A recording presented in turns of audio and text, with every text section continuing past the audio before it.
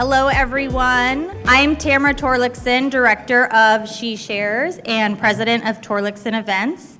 I've been helping manage the She Shares program since it started in 2012. And I know you're not used to seeing me up here. I'm usually behind the scenes, but I felt inspired by the incredible women joining us today. And not too long ago, I remember being one of the youngest people in the room, whether behind the scenes or just learning, and now women around my age are leading, running for office, serving as chiefs of staff, and mentoring others. And that kind of growth doesn't happen on its own, it happens because of mentorship.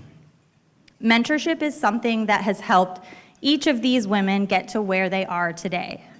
Whether formal or informal, we can all benefit from having people who guide us, support us, and open doors along the way.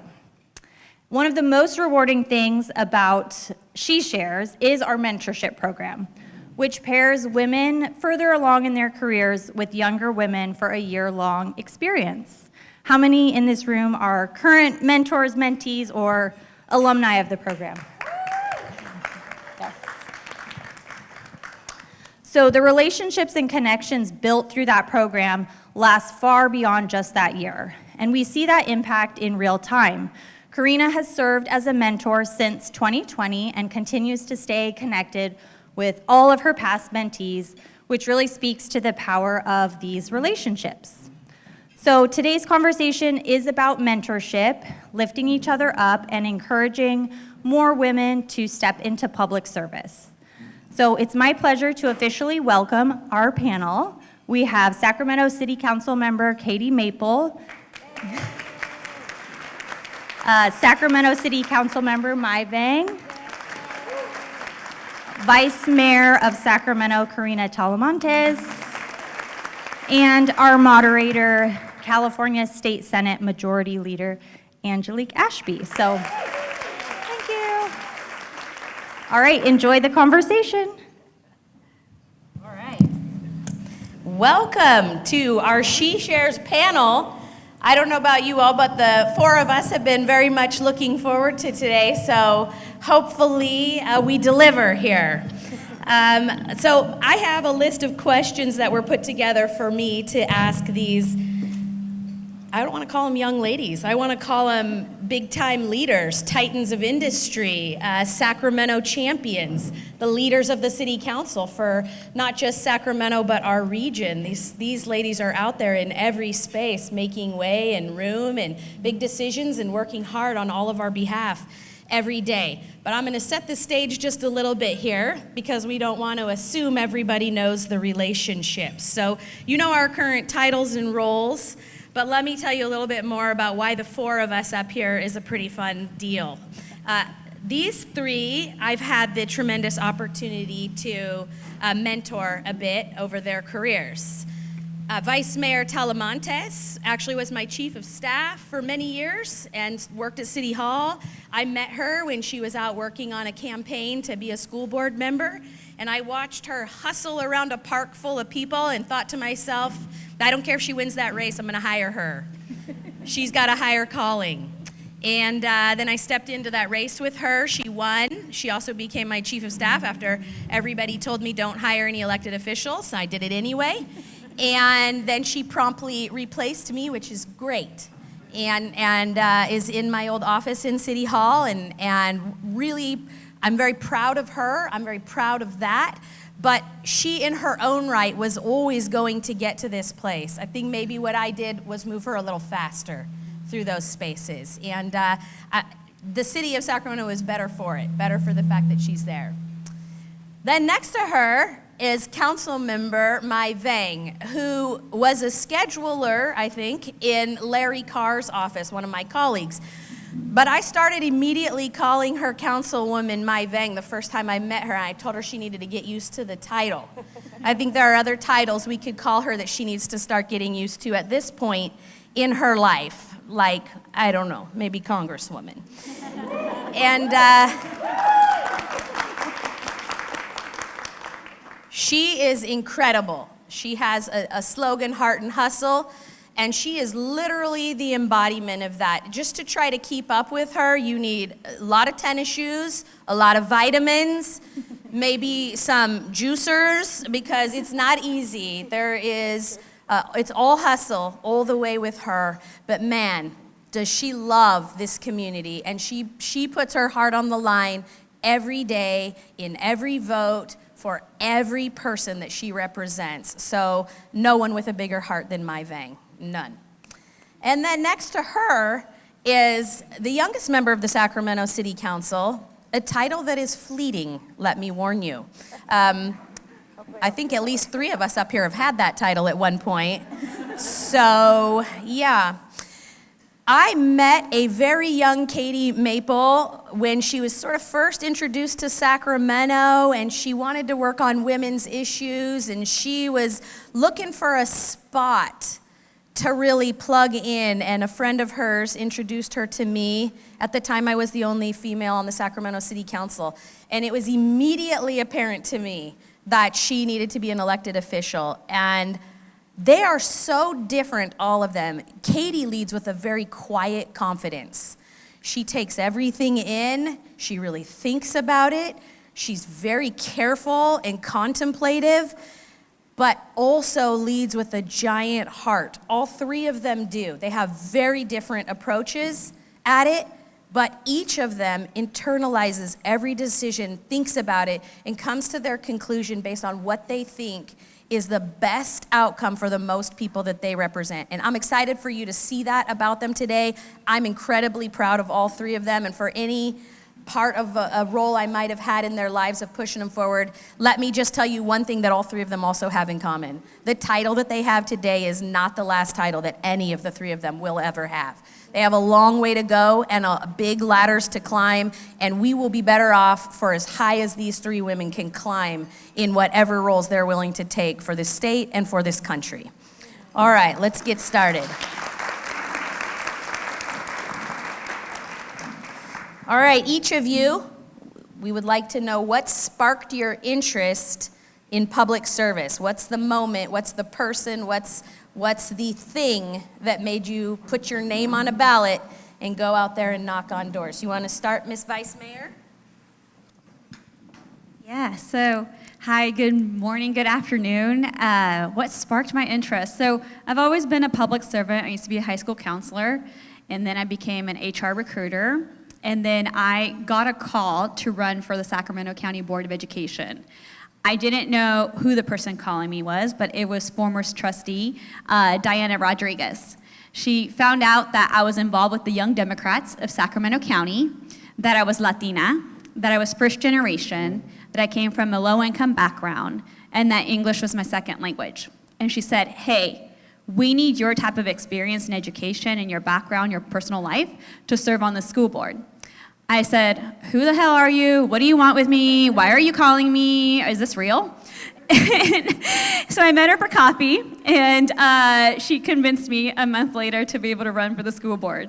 I walked into the race very naive. I honestly didn't know what I was getting myself into, but I knew that I was qualified. And along the way, I met a lot of incredible people, did a lot of research, dotted my I's, crossed my T's, and did all my homework, and was able to win my election. And for that, I'm just very grateful for Diana Rodriguez, Susan Herrera, former trustees, and along that way, like the senator said, is when I met her.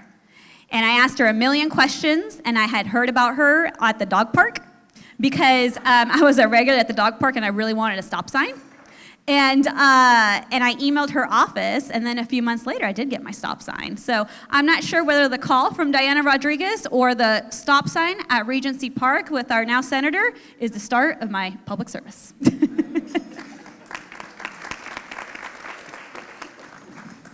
Councilwoman? Thanks, Senator. Before I start, I just want to take this moment to center Senator Ashby because this is a panel really about mentorship, and I want to thank her for just blazing hella trails and making it easier for us. So just a round of applause for Senator Ashby as well for her great work.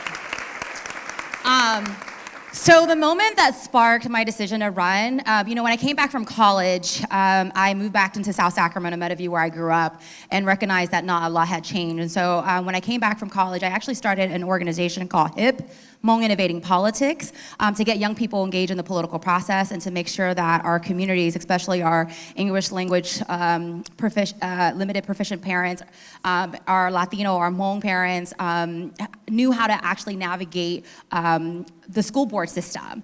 And in 2013, there was massive school closures that happened in South Sacramento, and I was among several of the organizers that organized with hundreds of parents in South Sacramento to stop some of the school closures.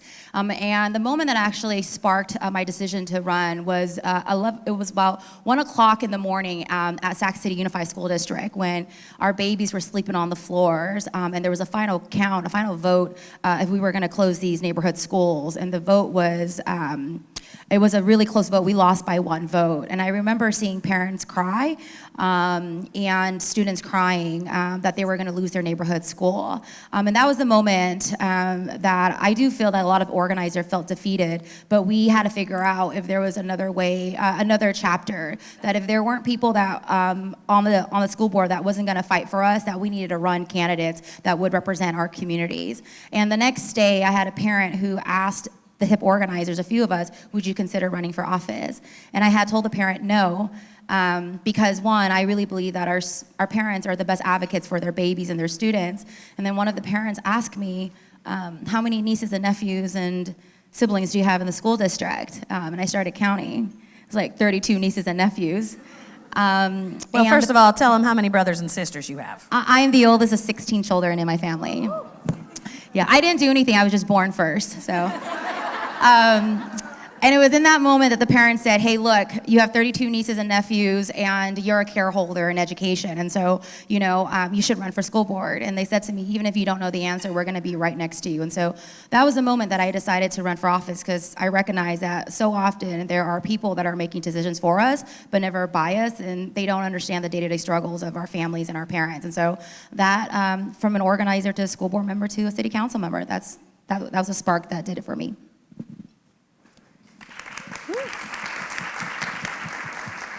I just want to say that I'm really glad that both of you are my colleagues on the council, because I have to tell you, it's a lot more fun when you get to work with your friends. We also gossip together, which is fun. Yes, so what my impetus for running, I was always really involved in my community, my neighborhood association, always on the board, really engaged, but I always liked being behind the scenes. That was where I saw myself. If people asked me, several years ago if I would ever run for office, I would have told you, hell no. That's not where I see myself. I see myself doing the work behind the scenes. I was always really engaged in that way. I worked in the Capitol for some time, and then I became a lobbyist, where I met some of you that I see in the audience during that work. And then the pandemic happened, and I was doing our work on the Neighborhood Association board, and I helped co-found a nonprofit related to homelessness, where we would cook meals and serve them out in the encampments and speak with people, get them connected to resources, give them survival gear.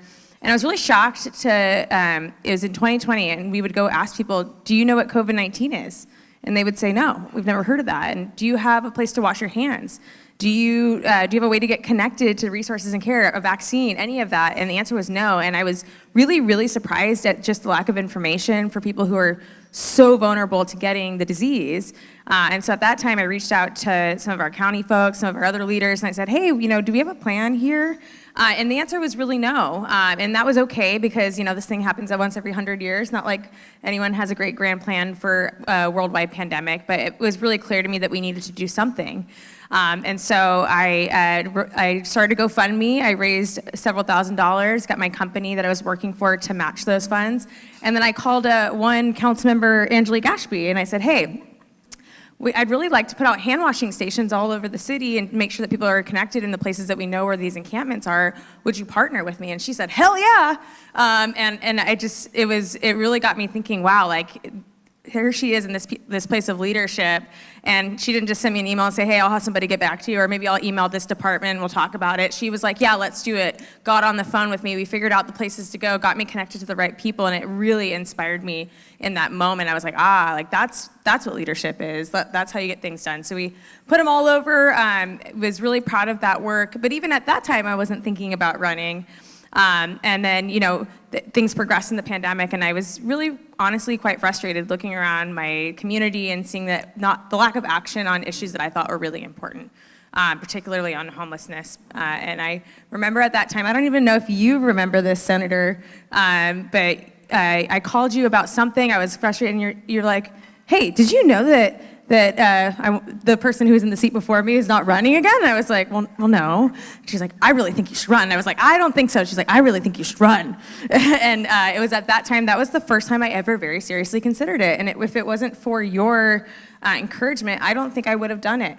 And then I made a list of about 50 people, and I called all of them, and I said, okay, this is what I'm thinking about. Do you think I'm crazy? And I expected each one of them to tell me, absolutely not, don't do it, you're crazy. And each one of them said, yeah, you should.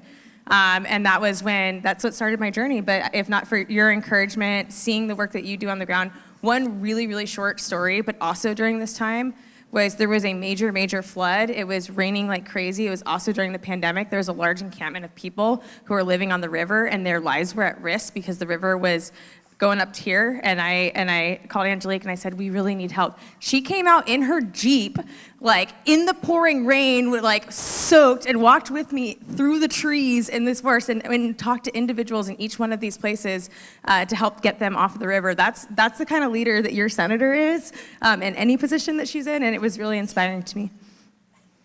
And I think she got chased by a dog. Yes. And I was her chief of staff at that time, and I'm like, what are you doing? But that's who she is. She's bold. It all worked out. So I hope you see the theme there for each of them. They told you their aha moment, but there were people that saw them in those roles long before they saw themselves in that role. So take that and tuck it away in your mind. Because sometimes you need to trust the people who can see you from the outside more than you trust your own internal voice that might be doubting whether or not you're ready. They have, varying levels of I'm ready in their stories, but the truth is each of them was more than ready in that moment. Each of them was more than ready in that moment. It was all about seeing it in themselves. So another thing about running for office is that there's a ton of risk. I had a mentor too. She passed away last year, but she was the first woman ever elected to the Yolo County Board of Supervisors. And I thought that was the coolest thing ever, and she was an absolute firecracker. I think most of you met her. I know that Karina did. But one thing she used to say to me is, you gotta be brave. Brave. Just be brave.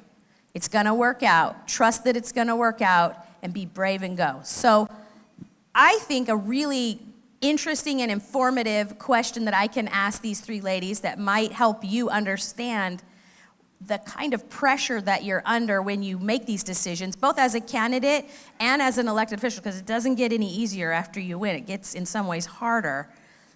What is the moment, or one moment, that you're willing to share that you really had to call on yourself to be brave, that you thought, this is scary, I feel worried, I'm nervous, but I'm gonna charge ahead anyway, and I'm gonna keep going? Let's start with you, Councilmember Vang. Yeah, I would say it was the moment that after I decided to run for school board, before I could go public, I need to sit down, and I'm gonna write a book about this one day. I needed to sit down with my elders and ask for permission. And I say that because I'm a Hmong daughter, and the Hmong culture is very patriarchal. And I had worked on several campaigns for other elected officials that were men and API. And the protocol usually goes, you go and ask for their blessings. Every time I run for office, I always ask for my elders for their blessings because I have a lot of respect for our elders. And I remember sitting at my house with 18 elders, because in the Hmong culture, we have this thing called 18 clans, 18 last names. And I was really scared about what they were gonna say because I kind of knew how the patriarchy worked in our culture. And we sat for a 3-hour meeting. The first hour was every elder going around talking about themselves. I used to be a clan leader in this village. The next person was like, I used to do this for the politician, right? 18 of them goes around. The next hour was all of them critiquing me, saying, you're too young, you're not married, you don't have kids, what have you done for the Hmong community? Even though I have started a nonprofit, had done all this work. Also, you're, a daughter. You're not a son. And you're also part of the Vang clan. What does that mean for my clan? This is the politics in our culture. And I remember getting up and saying, I need to use the bathroom. And I went down the halls, went to the restroom, and I started crying. And I looked at myself and I thought about like little Mai, right? Like her hopes and dreams for her family and her community. And I just said, wipe your tears. You're gonna go back in there. You're gonna tell them why you're doing this. So I wiped my tears. I found the courage to go back outside and to finish the conversation. I went back into that meeting, and I'm thankfully there was 2 other elders of the 18 that was there and ready to defend why we should support my Vang. And I shared with them that while I'm not a son, that I'm a daughter, that I'm gonna fight for all of us, and that, as a daughter, especially being those 16 kids, that I have specific skill sets that I could bring to the community. I said, yes, I'm not a Vang. I'm a Vang, but I'm not part of your clan. But it's not about clanship. It's about being a Hmong daughter, and we're all Hmong here. And then I looked at them and I said, when your son and your daughter wants to run for office, I'm going to be right there, and I would never question them. And they all just looked at me and said, okay. And then the last hour, we had to decide who was going to be the Hmong campaign chair. So they all debated among themselves because they didn't want to do it. And at the end of the meeting, they handed to the youngest 2 elders in the room. That was a moment, I think, looking in the mirror and telling myself, you have to believe in yourself, you have to love yourself, and you have to trust yourself in this moment. It's what little Mai would have wanted. So yeah. And how many Hmong people were elected to the Sacramento City Council before you? 0. Okay. Yeah. Okay. Councilmember Maple. Oh, I'm next. I had to think hard about this because I have a lot of things that I thought about, both before being in elected office and on the campaign trail. But I think the one that comes to mind the most is I had a really, really tough race my first election. It was very, very heated. There was a lot of moneyed interests involved. And ultimately, there ended up being almost $200,000 that was spent against me on the campaign trail, which was, I don't want to say unheard of, but pretty unheard of at the time for a district race. And what that showed up as was in the form of attack ads, about 20 of them, 20 days in a row.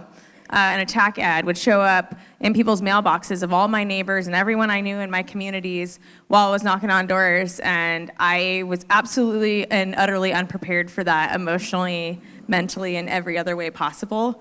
And I remember there was a point kind of right before, or when I realized it was going to start happening before I went into this. And by the way, I was outraised financially. My opponent had more money, and I had a lot of people in my ear telling me, oh, I don't know, what they say about money in politics. If they got more money, they're probably going to win. And you've got all these attack ads, and I really sat with that, and I was just like, am I going to listen to this, or am I going to choose a different path? And so I did 2 things that were really scary and required me to sit with myself and ask who I was and what kind of person I wanted to be and what kind of effort I was going to put in.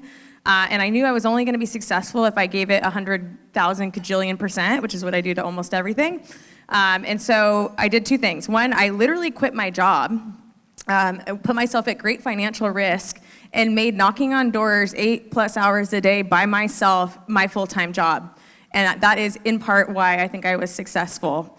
It was so lonely being out there. You're running this campaign and you can't do it alone. You have so many volunteers and people who are by your side, so you're never really alone. But it was in those moments where I had no idea the outcome. I had no idea if I was risking all of this for naught, your career, your life, your reputation, all of these things. And I still was like, you know what, if I'm gonna do this, I'm gonna do it all the way. And that was really, really important to me.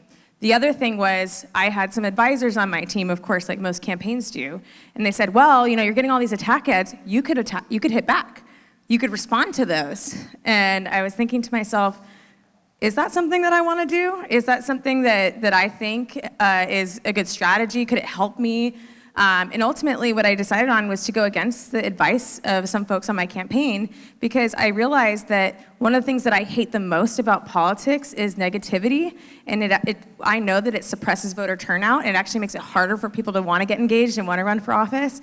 And so I thought I cannot contribute to that as a part of this system. Even if I lose, I will not do that. And so I ran a completely 100% positive campaign, never said a word poor about my opponent, never did a single negative ad, and I'm really proud of that, and it's something I'm going to continue on in my life and career. But it was a hard choice, and it required a lot of bravery and accepting the fact that I might lose as a result. Very good.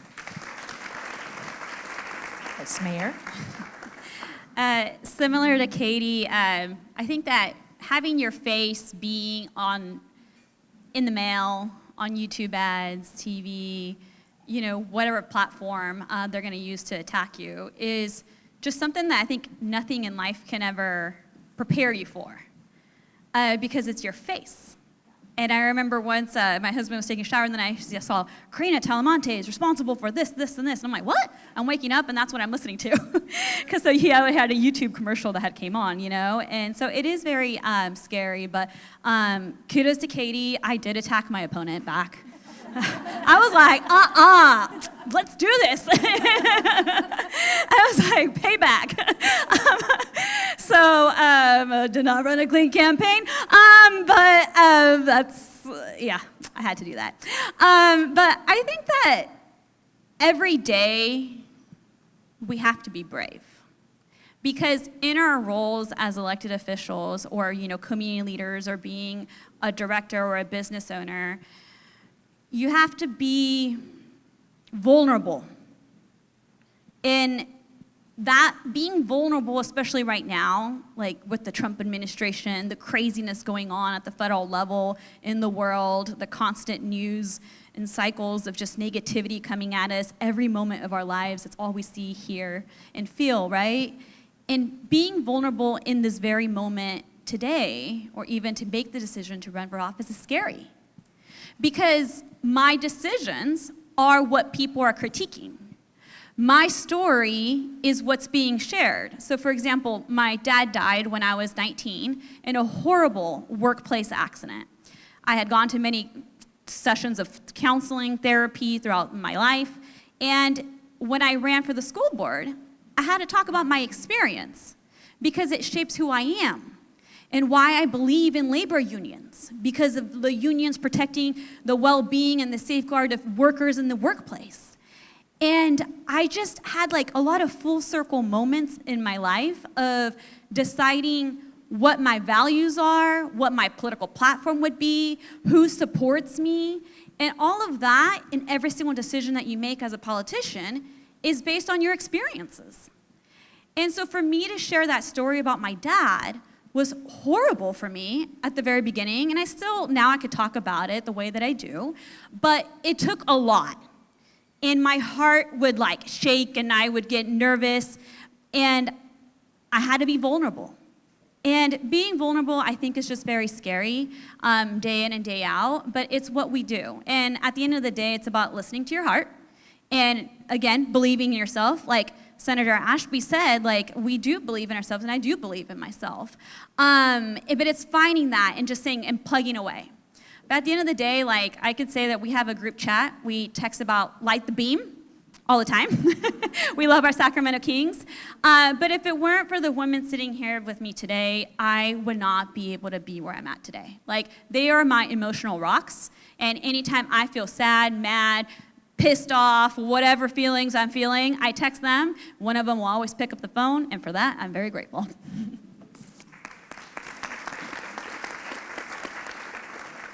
There is a very strong intersection between presenting yourself to the people you hope will vote for you, being vulnerable, and also trying very hard to be the narrator of your own story. So a lot of what you're hearing up here is where we had to let go of portions of our story. And the reason that's so scary is because in a campaign, somebody can drop some money and try to change your story. I ran in the most expensive Senate race in the history of the state of California. $15 million spent, most of it against me. Massive independent expenditures, millions of dollars spent to try to keep me out of the legislature. So many mailers that people were like, we could have like built a house or saved the Amazon rainforest with those mailers. Almost all of them with me in front of like oil barrels saying I took gas and oil money, which I never did. But this is what I want you to take from that, okay? I won that race. I knew that wasn't true. 2 moments that the rest of the world knew that wasn't true also. I pulled up to my swearing-in day in an electric vehicle, number 1. Number 2, at the end of the first year, former chief of staff, what rating did I get from the Sierra Club? 100%. I shared that on social media a year after I won to just say, remember this for the future. Every mailer you get from somebody else's opponent is that person trying to tell the story of the person they want you to not vote for. It doesn't make it true. It doesn't make it true, and they've lived through it. So I think you will get these moments of redemption in your life, and they will fuel you for the next, like getting to be then the first Hmong leader on the city council, getting to be the youngest member of the Sacramento City Council, getting to be a first generation person from your family on that council. Those are moments of redemption. So those are important parts of the story. All right, next question, and I think this one's a little bit tough, so you're gonna have to think about it. I'm gonna start with you, Councilmember Maple, so think about this one. Oh, God. What is one lesson that you didn't fully understand at the time that it was happening, maybe even pushed back against it as people were trying to tell you, hey, don't do that, or this is gonna create this problem for you. But now you're more appreciative of the challenge that you faced at that time, or you maybe see it differently. So I see this as a question of a moment of growth. While she's thinking, I'll tell you a story about her, a person who had a moment of growth on her. Buy you another minute to think. The mayor at the time, when future Councilmember Maple was running, was very unsure about her, didn't endorse. I told him he was wrong, and there was a big pressure on me to try to help both of the young women in that race. I told them there's no version of Caity Maple running for city council where I'm not standing right next to her. And every day since he has worked with her, he says to me, I was so wrong about Caity Maple. Every day, Darrell Steinberg says to me, Caity Maple is the real deal. Anytime we talk about her, he acknowledges how wrong he was. So there are also those moments of redemption where you get to come and serve, and people who couldn't see it in you before see it in you now, and somebody, a great man like that, acknowledges it and then wants to be a part of your trajectory. All right, Councilwoman. Thank you. And I will say one really special moment with Darrell that happened recently. I went out to ask him about something unrelated, and he goes, I just want you to know that that I'm sorry I didn't support you at first, and I was like, that's okay, I don't care about that. I'll never let him live it down. We became very, very good friends after that, dear friends. But then also he said, just know that you have my blanket endorsement for anything that you ever run for ever in the future. And I said, really? And he said, yes, absolutely. And I was like, oh, thank you. Okay, we'll see if he regrets that someday. So there were a few things that came to mind when you asked that question. I would say for me, probably the most important lesson I learned very early on. I'm talking my first few days in office, which was both very difficult, but also I'm grateful for, because I got to learn a hard lesson early on that then made me a better leader for the remaining 4 years of my term. And so there was a hard vote. It was my first vote, I believe, on the city council, and it was for a piece of equipment for the police department called the Rook. And there were many, many, many news articles written about it, a great many targeted specifically at me, including one headline that I will always remember and have personally beefed with the Sacramento Bee about, where they said, Caity Maple said she was progressive and then she voted for a tank. And it was really a really challenging time for not just me, but also my staff. Who we had to take off all of our social media for like 8 weeks. People were sending us death threats, specifically me. People were threatening my chief of staff at the time, including outing him for about his sexuality and other things on the internet. It was really, really horrible. And what I learned from that was not necessarily that the decision itself was the problem, but it was more importantly my communication. That, I thought, okay, I read all the staff reports. I talked to the staff members. I talked to my team. I sat with myself, and I really thought I had made the right choice. I still do, by the way. But I thought I had made the right choice and talked to the right people. But what I was missing was so important, which was that proactive communication with my community members. It was me talking with, and I had a town hall after the fact. Probably should have done that before, right? I learned through that, oh wait, things that may seem, cut and dry to me at the outset can have really big implications to other people that I do not see and cannot see for myself. So that's why I must go and talk to people proactively, especially people who have different perspectives, to make sure that there's not something that I'm not seeing. And I still may make the same choice that I would make, but people need also to feel heard in the process and to know that I have given their point of view a thorough thought as a part of that process. And that was a tough one. That was a really tough one for me to learn, but I'm so glad I did because it's helped me in every decision that I've made since. That even when people disagree with me, because they often do, to at least know and understand that I am listening to them and that I'm going to take their opinion into account, and that was a big one. It's a good one. All right, Vice Mayor? And I think that we meet a lot of people, and I'm sure you do too in your jobs, and people will always remember how you made them feel, not what you said. And I've learned that along the way, especially just being in public service, because I meet so many people, and it's like, and that's just a fact, right? And it's how you treat people that is gonna either strengthen or crash your relationship with someone. Whether how you treat someone at the front desk when you're going for a job interview. People will always remember how you made them feel. And I remember before I was elected, even before I was running for office, I met a few politicians when I was just a young Democrat volunteering, paving my way, and they were so mean to me. They're like, what do you do for a living? And I was like, oh, I'm an HR recruiter. And they're like, oh, okay, uninterested, walked away, right? Because I was not of use, because I had no power. And that's something that I remember people made me feel really bad. And so that's something that I learned when I got elected, hey, people will always remember how I made them feel. So I'm just very intentional about my meetings with people, making sure I'm not on my phone, being 100% present, following up with people, and just being present in the conversation. What's your favorite worker at City Hall that you see at night? Oh, Gino. Gino is a Latina janitor, grandma, sweetest, kindest lady, and Angelique and I have adopted her as part of our team. And anytime I see her, and she told me about healthcare, some problems that we were having. She only speaks Spanish, so I told Angelique when she was a council member, and I was like, hey, this is what's going on with the janitors, this is what's going on with their contract. And because of that relationship, and because of that communication, I was able to tell her, and she was able to fix it at City Hall with policy to make sure that our janitors at City Hall were taken care of. But how proud was Gino when you replaced me? Oh, she was so happy.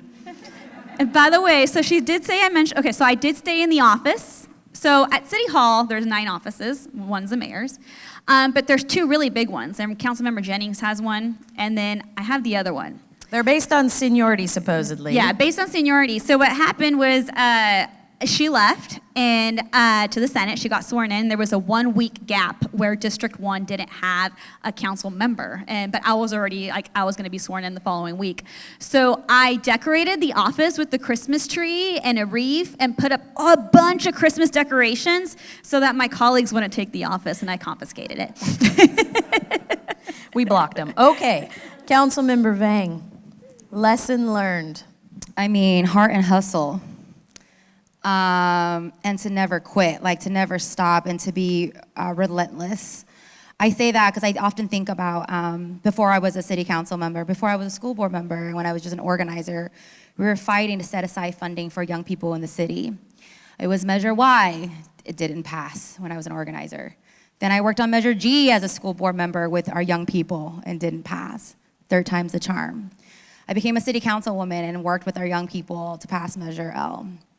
And I do think that it's a testament to being consistent and always fighting and never giving up, because a wall is there to see how bad you want it, how bad you want it, and how bad the young people, how bad in terms of your community, and how you're going to continue to persist and fight through it. I mean, we had young people that are now parents that was fighting for the last ballot measures, right? They were young high school students when they fought during the first ballot measure, the second ballot measure, and then they became parents during the third ballot measure, and we never gave up. And so I would say consistency, but also a lesson learned is that through each of the ballot measures, I've also learned to work smarter and sharper and be more strategic, because I think as a young organizer, I was just like, we just gotta knock on doors, we just gotta raise the money and have an amazing groundswell of a field team. But what I also learned is that you also got to do everything you can to neutralize the opposition. We were so focused on just knocking on doors that we didn't think about the opposition. We're like, they can raise whatever, but half of the battle is actually neutralizing the opposition and understanding the other side. Didn't learn that until the third time around. But I take that lesson with me. One is never give up, and also make sure that to recognize that you also have blind spot as someone who's a fighter, and making sure you surround yourself with people that can help cover those blind spots. And I think it's really important that she found resources for young people, but let me ask her another couple questions here. So in the Detroit neighborhood, what is the name of the community school? That school is Susan B. Anthony, and that was actually the school that was slated to be closed, and we fought to keep that school open. And what is special about Susan B. Anthony School? Susan B. Anthony has an incredible program, the first Hmong immersion program, dual Hmong immersion program west of the Mississippi River. And you saved this school. And does that neighborhood have a playground? It does not have a playground. It's one way in, one way out, so it's really hard to exit that community. I worked with Senator Ashby at the time, a councilwoman, to actually secure funding to turn the school site into a public park on the weekends and in the afternoon. And this is not about me, this is about her. She worked with the school district that she came from and figured out a way to unlock the gates. That was it. How do you unlock the gates for hundreds of kids who are in a Hmong immersion school that was almost shut down in this little community called Detroit? How many of you even knew there was a neighborhood called Detroit in Sacramento? All right, you got one or two back there, great. But because they had a councilwoman who knew the district, who was willing to fight, and she got the Sacramento Republic to come out and invest a bunch of money in that playground too, so it would have some upgrades. This is why representation matters. This is why the conversation with the uncles was important for the next generation of littles out there in Council District 8. Okay, I think we need to do a wrap. Oh, did you want to say I was going to something? say really quick, speaking of mentorship, I'm actually going through the same problem right now, and I didn't know that you had that experience. Can you two help me, please? Because one of my neighborhoods has the same problem where the school district will not open the school, If but only they you don't knew have a a school park, board member. and they're telling me no. All right, I think you We'll touch have base offline. some connections on that one. All right, so let's do a wrap-up question here. This group is here because they understand the value of mentoring. I think it would be really powerful for you each to end with maybe some kind of story about either being a mentor or being mentored and how that made a difference in the trajectory of your life, and give them some kind of idea of why a group like She Shares makes a difference in the lives of not just the people in this room, but the people outside of this room. Vice Mayor, you want to start us off here since you are the She Shares champ? So I have been, like Tamara said, a She Shares mentor since 2020. And every year I get a new mentee. And this year her name is Kylie, and she's an undergrad at St. Mary's. And I love it because every year I get to meet someone new, and every year I also do a reunion of all my mentees, and we have coffee or breakfast or lunch or whatever it is, and it's nice for them to meet each other. And now these mentees, when they're out in public spaces here in Sacramento, will take selfies and send it to me, and that just like makes me so happy. But I guess for me being a mentor, or just even being mentored by people like you and others that believed in me, like giving back is the most important thing that I can do.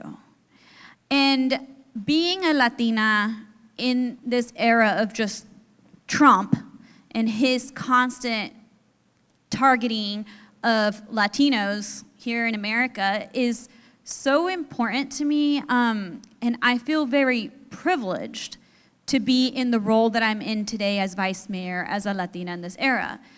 And it makes a difference when I can do interviews on Telemundo or Televisa, like the different Latino outlets, and be able to speak about these issues. And this year, I've had so many people reach out to me, like a lot of young Latinas or Latino like students saying, hey, like my parents, this is what they're going through, my grandparents, and I do my best to get back to every single person, whether it's in Instagram by messaging them back in my inbox, and then Kayla, my comms director, wakes up and says, oh my God, look at all the conversations you just had. But like, I do my best to get back to every single person and to be loud and unapologetic and to be the proud daughter of immigrant parents, because me sharing my story, my values, and being everywhere, like being seen, I think is helping. It's helping bring at least some kind of level of security to the community, being like, hey, someone out here is fighting for me. And that's something right now, I guess it's mentorship, but it's also just being seen and being able to be there for someone, regardless of whether them being my mentee or not. And so I really just, it's really hard right now, but I just feel very privileged to be in this role right now and to be able to fight for people. On that note, you can imagine, even if this feels far away from your life, it feels far away from mine, but you can imagine what it might feel like to be the daughter of immigrant farm workers in a time like this, to be worried about your family members and some of your friends. Now I want you to imagine that you're a council member and the vice mayor of the city, and one of your constituents gets deported wrongfully, and you know something needs to be done. So you, in your brown skin, host a press conference in front of the very building where that woman was taken away, and you ask some friends to come stand with you. She did this. I will tell you, I've known her a long time. There's no way I would have not been there. I stood directly next to her and watched every person walking up. It was not about the press conference. It was about making sure she felt safe in that space. Shaking knees, shaking voice. But what happened? What was the end result after that press conference and all of that outreach and all the people you got involved? Maria, the Natomas mom that was wrongfully deported, has DACA, came home.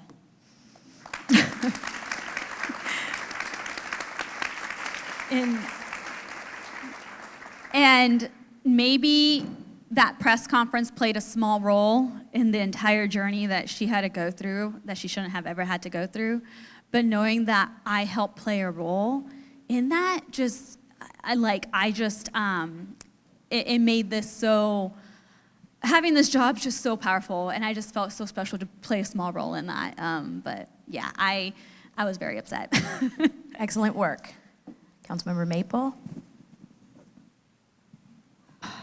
I think one of the things that we've talked a lot about up here is about leadership, mentorship, what it's like to be in some of these roles in elected office. But I haven't heard a lot specifically about how that is uniquely challenging at times when you're a woman. And I think we've all experienced it, and I think most women in this room probably have experienced in their professional careers some challenge, whatever that may be. And so one of the things that I'm thinking a lot about, and again, this is another wonderful Senator Ashby moment that's inspired my life, is I believe you were the first woman ever to give birth while you were in City Hall. Yeah. Not in City Hall. I wasn't at City Hall. Not physically in City I Hall. was a couple days before. And you went back to work very shortly afterwards. And I remember you telling me a story about how you were breastfeeding in your office or pumping, and one of the female employees in the City Hall came up to you and said, "Oh, you're so lucky. I'm so jealous of you. You get to pump in your office." And you said something along the lines of, "Well, isn't there a pumping room, a breastfeeding room?" And they said, "Well, yeah, but have you seen it?" And your answer was, "Well, I hadn't, because I had my office." And so you told her to march you on over there to look at the room, and it was basically the equivalent of a dusty broom closet. It was disgusting. And as a result of that, she took the mantle and turned the room, or a new room, into a beautiful, state-of-the-art, wonderful room for the women who were nursing and pumping in City Hall. And I think that's such an amazing example of why representation matters all across the board, because it's not that anyone was bad. It's not that there was any one person over the years at City Hall that was like, we want these women in a broom closet. It was that they had not thought about it. And that's really the power. And so I sit here now, about 5 months pregnant. I think to be the second woman now to give birth during my time in City Hall. And I think that I stand on the shoulders of giants, and that all the things that I can do because of what you did. And I think about what I can do now in this role. And the one thing that I've been thinking a lot about is maternity leave. And I reached out to HR, and I was just like, how do I take maternity leave as an elected official? And they were like, we don't really know. Let's look into that. And essentially the answer was that, yes, I can, but there has to be some special resolution of the city council. Apparently they have to give me permission to miss X number of city council meetings if I want to do that, and which is a really interesting thing. But I have this internal debate. What do I do? I mean, the expectation from the community is so strong that, you're there, you're present, you have to pick up the phone, you have to do this. But it is for me, hold me to my words, hold me accountable. I really, truly want to take a real maternity leave. And I especially want it to be a lesson, or I hope that other women can look at that and say, I can do that too. I'm also really excited about being rotund on the campaign trail, because I'm running for re-election. I'm going to be knocking on doors like, please vote for me. But I hope that other women look at that and they say, I can do that too. That it's not a disability. In fact, it makes us better. Moms are better elected officials and leaders. And so I want to thank you for your work on that. Yeah. Listen, all of it is, it's a relay race. And I may have run the first lap, but it is really important that she's running the second, because I definitely did not take the time I should have taken. I felt a lot of pressure. I told her this story, I'll share it with you. The firefighters came to my hospital room and brought the budget books. And we're like, you'll be back, right? So they really did. That's a true story. So it's a relay race, and everybody runs a little bit, and hopefully Caity takes a little farther. I think there's a couple other here who might be able to take it a little farther when they get the chance later too, and eventually we'll normalize it for everybody. All right, bring us home, Councilmember Vang. Yeah, I would say, because we're on the topic of mentorship, and I'm looking in this room of amazing individuals who I would say you are all mentors now in this moment.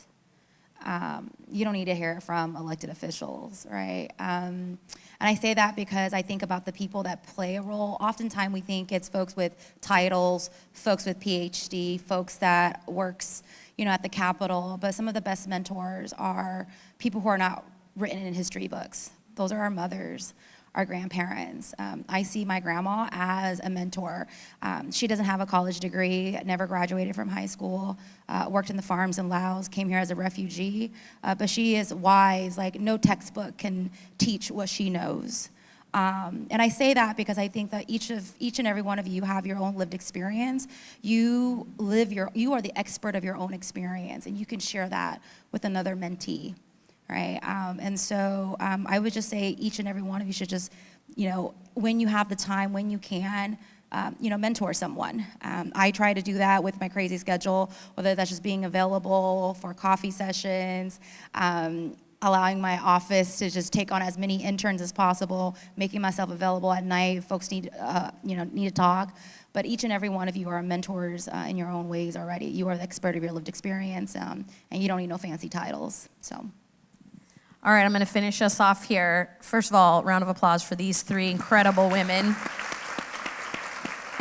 I think the thing I want you to know is that mentor and mentee sounds like a really official title. I don't recall any conversation with either any of these three or any of the other women that I think, or men, that would tell you that I'm mentoring them, where somebody said to me, "Will you be my mentor?" That's not how this went. It just was a very natural, organic relationship where we started showing up for each other. That's really the key. Now, I want you to also know, whether you're a mentor or a mentee in this space, that this is a reciprocal relationship.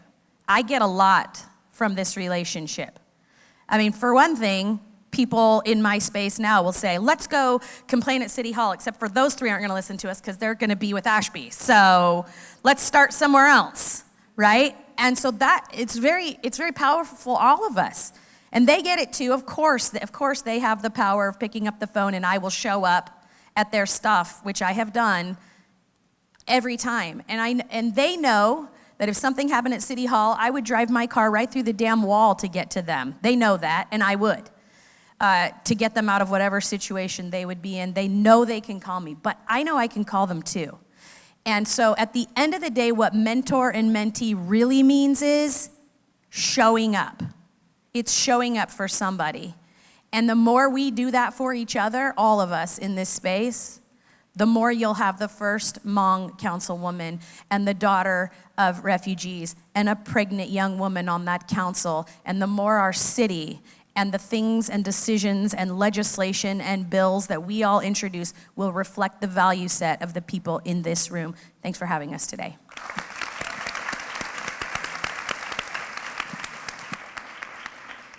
Thank you all. That was awesome. And just one little surprise, all of their teams wanted to show their appreciation to them with some flowers. So these are from the Senators team, Cassidy and Isabel, the Vice Mayor's team, Monica, Kayla and Monica, Councilmember Maple's team, Caity and Ryder, and on Councilmember Vang's team, Susan and Alexis. So, thank you. So thank you all for joining us, and you can enjoy more networking, and have a great day.